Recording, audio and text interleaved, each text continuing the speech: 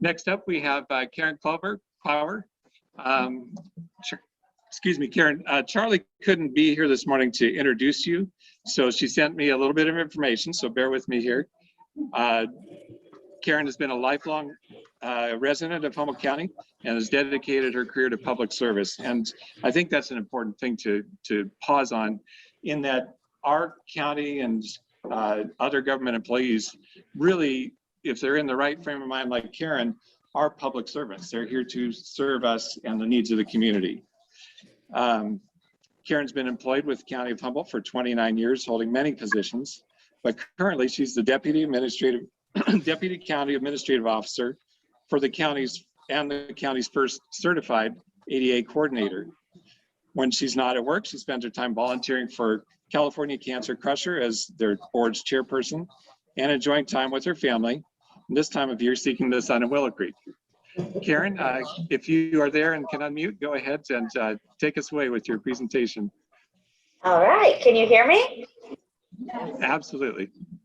Okay, feel free to interrupt me if you have questions. I do have my notes on my screen, so I can't see you all right now, but I'm impressed at the turnout at 7 o'clock in the morning. That's impressive. So this morning I will share with you some information about the ADA, some of what we have learned as the county, and leave you some time for question and answer. September of 2018, I received my ADA coordinator certification from the Great Plains ADA Center, but let me tell you why. September 7th of 2016, the county entered into a 3.5-year consent decree with the Department of Justice. I recall writing the agenda item for our board to sign the consent decree. At that time, I was a project manager for the county, and I kept thinking, boy, am I glad this is not my project. Months later, this became my project. I had a lot to learn. From the terminology, by the way, handicapped is not politically correct. ADA code, California Building Code, tools of the trade. If you know any trades people, the 2-foot level continues to be a hot topic. I have almost as many pictures of my family and friends on my phone as I do non-ADA compliant toilets, bathroom fixtures, parking stalls, and service counters now. So what is the ADA? The ADA is a civil rights law that prohibits discrimination against individuals with disabilities in all areas of public life. Disability: to be protected by the ADA, one must have a disability which is defined by the ADA as a physical or mental impairment that substantially limits one or more major life activities. There are 5 titles of the ADA. Title 1 is employment. So employers out there with 15 or more employees must comply with the ADA Title 1. Title 2 is state and local governments, and that's where I am most familiar. All state and local government programs, services, and activities, policies, and practices must be in compliance with the ADA. And if there's any local government folks in the room, the ADA does require local governments with 50 or more employees to have an ADA coordinator. Title 3 of the ADA is public accommodations and in commercial facilities. This title sets the minimum standards for accessibility for alterations and new construction of facilities. It also requires public accommodations to remove barriers in existing buildings where it's easy to do so without much difficulty or expense, or readily achievable. The readily achievable is one of the major differences between Title 3 and Title 2 of the ADA. So with the consent decree, the county was required to remove specified barriers in 58 facilities, then all barriers to access in all county facilities that provided a program, service, or activity to the public. The consent decree required the county to provide our staff training on the ADA, but we took that a step further and provided training to local building officials, contractors, architects, and property owners. Of course, the county appointed an ADA coordinator. The county had to bring specified curb ramps into compliance with the ADA. We're still working on our curb ramp project, and we'll talk a little bit more about the barriers to our facilities. We had to evaluate all of our polling sites and all of our emergency sheltering sites for compliance with the ADA. We had to bring our website into compliance. The county did adopt a website accessibility policy, and we contract with a third-party vendor to ensure our website stays in compliance. We adopted an effective communication policy. We adopted a service animal policy. Service animals are dogs or miniature horses that are trained to perform a task for the benefit of someone with a disability. Yes, I said miniature horse. I have not seen one, but yes, a miniature horse is a service animal as well. And there's 2 questions that you can ask somebody entering your place of business or your local government agency, is if the service animal is required because of a disability. The answer is yes to that question. Then you can ask what the specific task is that that animal has been trained to perform. And that task should be something that helps this person with their disability. There's a wide range of tasks a dog can be trained to perform. And we have that policy. It is available online, as well as our effective communication policy and our website accessibility policy. So if you want more detailed descriptions, you can find it there, or you can email me or call me. What we discovered through the consent decree is that the nearest, when assessing our facilities, we had to go to the nearest bus stop. From that nearest bus stop to the entrance of the building, through some of the cities that took quite a bit of an assessment of parking areas, of sidewalks, curb ramps, and all of those reports have been provided to the cities and local jurisdictions, as well as the county. We discovered that parking stalls were not fully in compliance for a variety of reasons. Most of our parking stalls were not compliant because of the striping on asphalt had worn off, or the asphalt had settled, making it an uneven surface. So when we redo our parking stalls, we now do them with concrete instead of the asphalt. Doors, our doors must be under 5 pounds of pressure to open. We have a difficult time maintaining that pressure. So we either remove our door closers where we can, but you can't in a multi-user restroom, or we regularly adjust and test the closure or install automatic door openers. You'll notice that most of our storefronts have the automatic door openers now because we just can't maintain that 5 pounds or less of pressure. Our bathrooms, most of our bathrooms are not ADA compliant. We're not ADA compliant at the time. We've done a lot of remodeling to restrooms. One of the big differences that we discovered between the ADA and the California Building Code was dispensers in restrooms. The California Building Code was more stringent than the ADA, requiring that the actuator or the device mechanism to operate had to be at 40 inches versus 48 inches. Other issues we see in restrooms are toilet center lines, grab bars not positioned correctly. And yes, we've even seen a towel rack used as a grab bar. Don't do that. Bathroom stalls, so the accessible bathroom stall wasn't wide enough. It didn't provide for a 5-foot turning radius.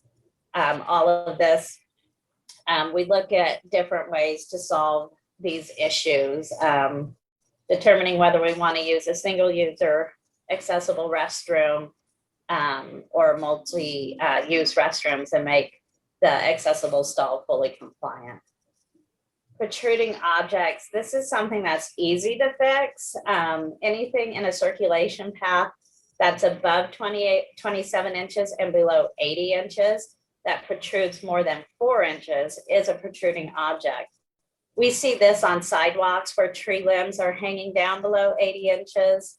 Easy to fix by trimming the tree. Fire extinguishers in buildings that are mounted with the leading edge, so the bottom of the dispenser is just above that 27-inch mark. Easy to fix by lowering. And most recently, hand sanitizer dispensers, we see them everywhere now. If they're on a wall in a circulation path, typically they stick out more than 4 inches from the wall. So you'll notice, for example, in the courthouse, underneath our hand sanitizer dispensers, we have these like they're part of the wall now, but that creates a detectable warning for those dispensers. Reach ranges, a reach range is between 15 and 48 inches to the control point. So wherever you would grab your brochure or your magazine needs to be within 15 to 48 inches. And we see this issue a lot on brochure racks. Fairly easy to remedy by making sure one of each brochure is within the reach range. Not all brochures have to be lined up together, but you need to make sure that at least one of them, one of each type, is within those reach ranges.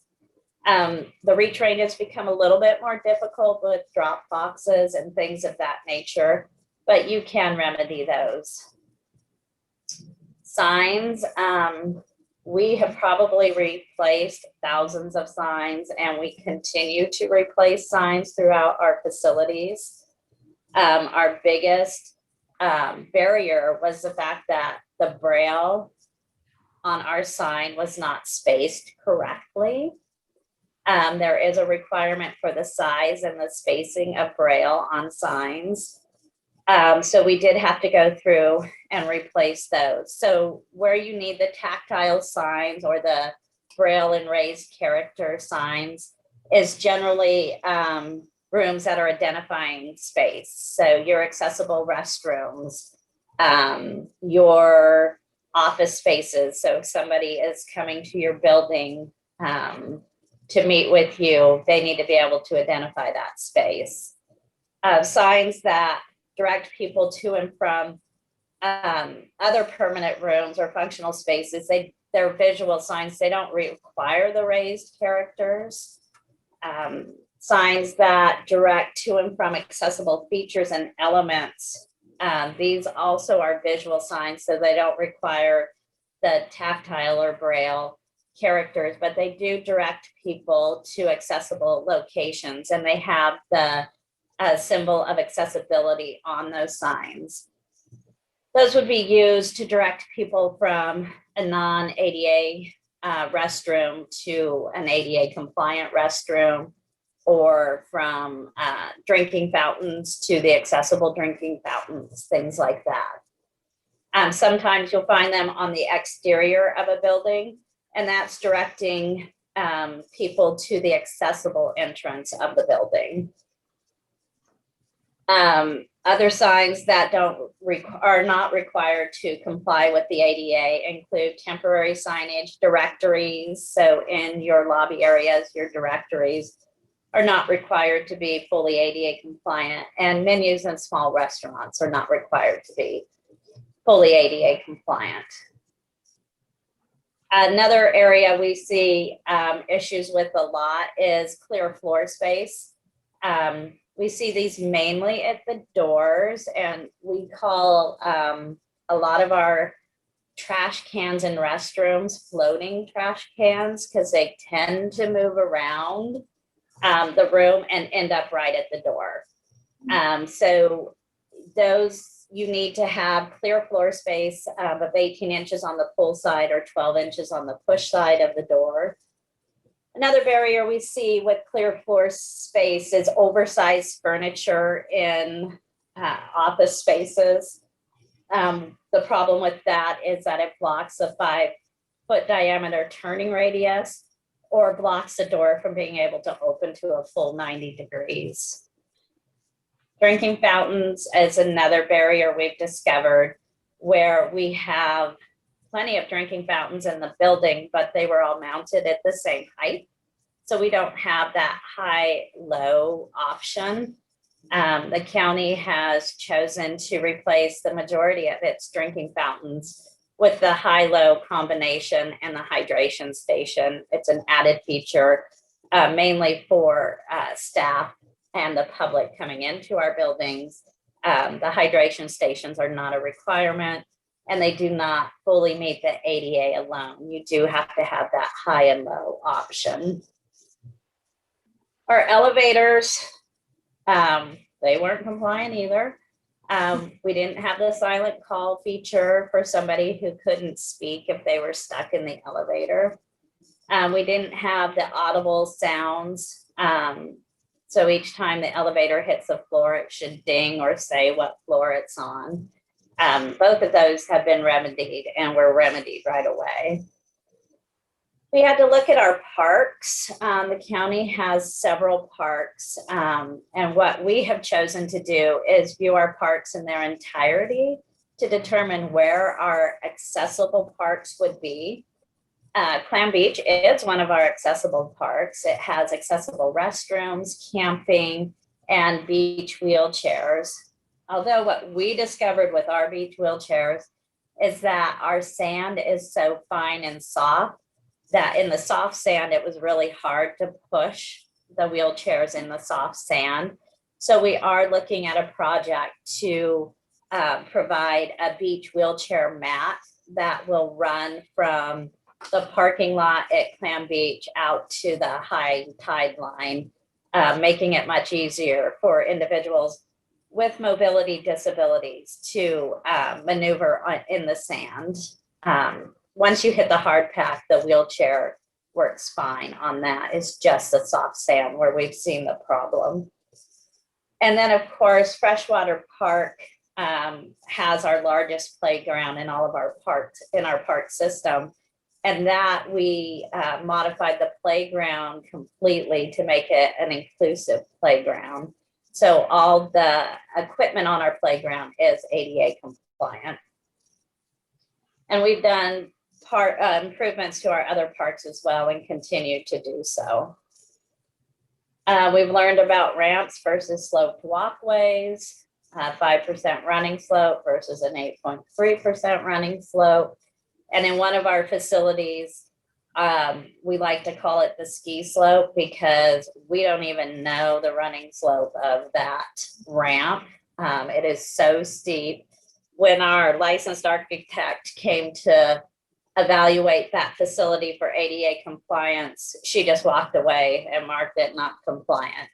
Luckily, we do have another entrance that is actually the accessible entrance to the building, but learning about ramps and sloped walkways was quite fascinating. We've done so much. We continue to work on our airports.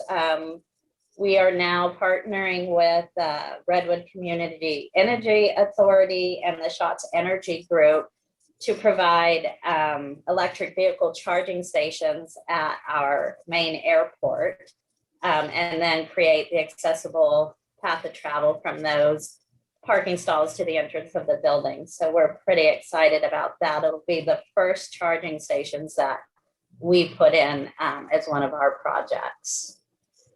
In closing, I am grateful to have had the opportunity to learn about the ADA and make improvements to our services that make our programs accessible to all. I have a great team of people that I get to work with every day that focuses on ADA compliance for the county. We're not done yet, though. In June, the Board of Supervisors adopted the county's 20-year compliance plan. Just going to say I'll be retired before we're done with that, but it is a move in the right direction to keep us focused on the importance of ADA in our county programs. And with that, I am glad, if you're all still awake, to answer any questions. Thank you, Karen. That's great. And hopefully you didn't even see our technical difficulties. I've switched laptops. Can you hear me at this time? Yes, I can. Perfect. I have first question. What resources would you point people to help property owners make their facilities more accessible, even if it's not required? The ADA has extensive amounts of information on the internet. We have links to different resources that I could provide anybody, but the Access Forward, the United States Access Forward, is a great resource for questions. The California State Department of Architects, the DSA, another very helpful place that we utilize all the time. And then most people don't know about the Pacific ADA Center. They are focused in San Francisco and the Oakland area, but they are our region's resource for ADA questions, and they provide a tremendous amount of training, and they're a great resource for property owners and any businesses too that have questions about the ADA. Thank you. Any questions from the room? Howard. Aaron, could you suggest terminology that would be suitable to replace words such as handicap or disability? In case you couldn't hear, Howard's asking, could you suggest words that are more suitable and appropriate to replace words that have been used in the past, such as handicapped or disabled? So what I learned from the ADA is that using person first is the most proper way to address a person with disability. So instead of using the word handicap, it's person or persons with disabilities, person or persons with mobility disabilities, or person or wheelchair users. But using that person first is the most acceptable way. And using the word accessibility in place of handicapped is most appropriate. Michael? Along the same lines, on the ADA site, is there a vocab list that everybody can go to? Is there a vocabulary list on the county ADA site? Yeah, in our, it's in different locations. Most of our policies have some kind of a definitions list. I can certainly provide that to anybody who is interested in that. We provide it to our staff training, so it's more in our training materials, but we could certainly put that out there to our website.